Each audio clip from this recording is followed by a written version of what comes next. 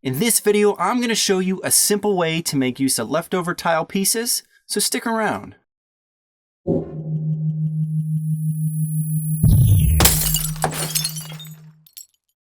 Hello all, Joe here. My goal with this project was to make something out of leftover tile, but only using material I had laying around.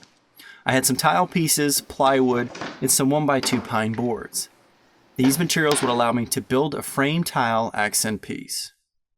Plywood would serve as my tile foundation. I start by using some sandpaper to freshen the surface and remove any splinters. Next, I apply a heavy coat of paint. I literally dump some paint on the board and spread it around. The idea here was to help minimize the wick properties of the wood for when I would apply mortar later.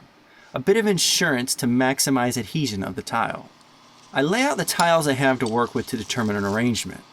I want to create a rectangular shape out of the tile, so I need to create a clean edge. To do this, I use tile nippers to cut off the overhanging sections of tile. I'm left with tile strands that are roughly equal lengths and line them up to create the overall rectangular shape I'm aiming for. Now I go ahead and I rip my framing material down a bit at the table saw, as it was a little wide for my design intentions. I'll be routing out spaces in the framing material to create an overhang as well as a gluing surface. I line up the framing board with the plywood and make a mark for the height of the plywood as well as a mark for the tile and plywood height together. To cut this space, I use a router table and make several passes. I cut the height of the shallow depth first and then make adjustments to remove the excess material to create the deeper groove. The result is a stair-step type groove shape. I next cut the plywood base down to a more manageable size on the table saw. The table saw cut ensures a square edge, but I make sure the resulting plywood section is larger than the tile footprint will be. Now on the plywood, I want to add temporary stops to help with the tile setting and alignment. I use 2 pieces of scrap straight edge material. I make sure each board is flush to the edge of the plywood and use drywall screws to secure them. I then mix and apply enough mortar to the plywood to cover the tile footprint. I trowel the mortar to the right thickness using a small notch trowel and then begin to place the tile against the wood stops. I press the tile into position with a rubber float.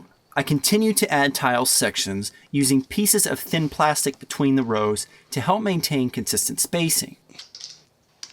I ended up finding some smaller tile pieces and was able to add a row of these pieces in a vertical fashion. I then add the remaining tiles horizontally and press them into place. Once all the tiles are set, I remove the overflow mortar around the perimeter of the tile and let everything sit overnight. The next day, I start by mixing a small batch of grout compound to fill the joints between the tiles. I then wipe down the tile's surface with a moist sponge. Now I apply the grout to the tile panel and spread it thoroughly using a wooden shim. There are better tools out there, but for this, the shim worked. I work the grout into the joints. I then use a rubber float to smooth out the grout and remove the excess.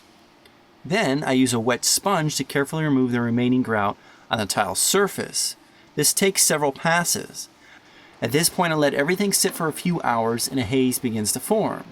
Before moving further, I remove the temporary wood stops. I use a dry sponge to buff the haze off the tiles. When the haze comes off the tile, it looks pretty sweet. Now I wanted to cut the plywood down to the exact size. My goal was to leave about a 1/4 inch of overhang of plywood around the complete perimeter of the tile. Once I cut the first side, I check to make sure the routed framing board fits as intended. I then proceed to cut the remainder around the tile perimeter. Next, I turn the tile board upside down and measure the length of one side to determine the length of one of the perimeter frame pieces. I make the cuts on a compound miter saw at 45 degrees. After the first board is cut, I check its length, and then I use it as a template to determine the length of the opposing side framing board. I then check the fitting of these 2 boards. When all 4 frame boards are cut to size, I do a dry layout to confirm adequate lengths and fit. I then begin to assemble the frame. I add glue to the intersecting miter ends of 2 adjacent frame boards and press them tightly together. Painter's tape helps to secure the joint. I repeat this process for the remaining 2 frame boards. I let these sections dry and then glue their joints together, securing with tape. This has created our perimeter frame. Once the joints have cured, I needed to adhere the frame to the tile board. I decided to use a sealant known as 5200. I use it because I had it, and it is both flexible and very strong. The strength it can provide should help further secure the tiles on the perimeter edge. I apply the sealant to the entire tile and wood surface edges. I then insert the tile piece into it.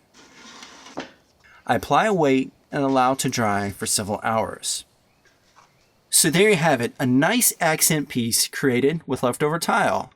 If you found this insightful, please subscribe and thanks for watching. I'm Joe Kistel.